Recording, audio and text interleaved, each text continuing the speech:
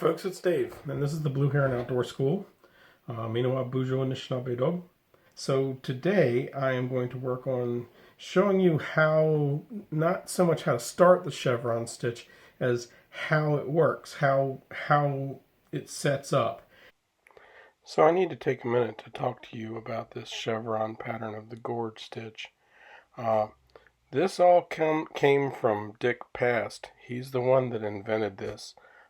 If you go back in time, you won't find examples of chevron pattern being used, but it fits in with these traditional beadwork patterns, and I have to tell you, I think that beadwork in general and I in particular owe a great debt to this man who has added tremendously to the field of beadwork. If you recall last time, that red bead was the bead that we added. Okay? All right. So we went through a bead. We added the red bead onto our thread, and then we skipped that blue bead. We skipped a bead and put our red bead in and went through the next bead. Okay? And so that's what these are. The blue beads are the skipped beads. The white beads are the beads that we went through, and the red beads are the beads that we added each time. So that's what's going on there. And when it's set up this way, it makes these nice Z lines. Okay? So we got here by putting that red bead, the bead we added, by putting it in the number 1 position, which is to the left of the bead that we skipped. If we put that bead in the number 2 position, then this is what happens. I'm going to excuse my fingers being in here, but I'm going to switch these beads position. And so now what's going on is we have that red bead in that number 2 position. Well, if we move on around here and we do that again, now you'll see what's really happening. And what's happening is that starts up having an S line instead of a Z line. And so whenever you have those, whenever you put those beads on in the number 2 position, that creates an S line. And right here, it creates a point. And that is how the chevron stitch works. That's how it is set up.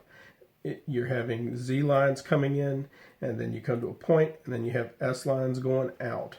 Now, this particular piece that we're working on is 45 beads around, and that breaks into 15 sets of 3. Okay, and there's almost no way to break that symmetrically. We'll talk a lot more about that later. For right now, what I'm going to do is I'm going to go ahead and I'll put on a few more rows of this so you can see how this builds out. Okay, folks, I've brought you back, and this is that little point of beads that we were looking at earlier. These are my Z lines coming in. These are my S lines going out. And these are the 3 rows that I have added subsequently. And you can see this beautiful chevron shape starting to form.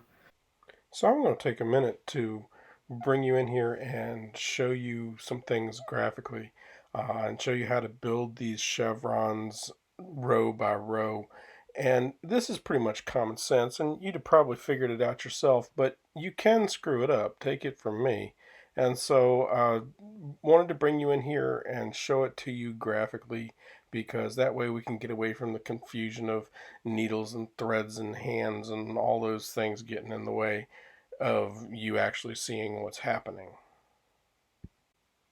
So here we go. We're going to start our build. We're starting on the right, and we're adding beads to our Z line, and we're coming on up. And right here, you might want to put a bead there, but you don't. And you go on across and you put beads on your S line. You go around the object, start the next row, add beads to the Z line. Now you are going to put that bead in the center and add beads to your S line and head on out and come around the object one more time. Add your Z lines. This time, as you get to this center bead, you're going to put a bead on each side of it, and then continue on out with your S lines. And that's how you build these things. 3 rows complete the cycle of building, and then you continue going from there. So let's take a look at just how to do the normal chevrons. You're going to come in and you're going to be adding to your S lines. And right here you're going to want to go down and catch that center bead, but you don't. You're going to go straight across and you're actually going to add 2 beads at that point. Row 2, this is pretty self-explanatory. You're just going to add your center bead this time and keep on going. You're going to go around your object again, and when you're coming in here on your 3rd row, you will, this time you'll go through that center bead and go ahead and keep adding beads. And so this is how this works. 3 rows will complete another cycle of building. Okay, folks, so that's how you put this together, and that's how you make your beads work out. Once you understand kind of where that bead that you're applying goes, then you can set up your chevrons to do a lot of cool things. You do have to obey a few laws, and the laws of symmetry can be pretty strict. So here we've got, our chevron that we had in going down, and here's another chevron coming up. And, you kind of have to remember that, what goes up must come down. Yeah, and I've got a lot more to say on symmetry and how to make your chevrons work out evenly and things like that. Then that's coming up. I also want to apologize for using these great big honking beads. I know that, they don't show up very well, and using this rope that I'm using to hold them on with doesn't look very good either. But the normal beads that I use are so small that they just don't show up on camera very well at all. So at any rate, thank you all very much for watching, and I will talk to you again next time.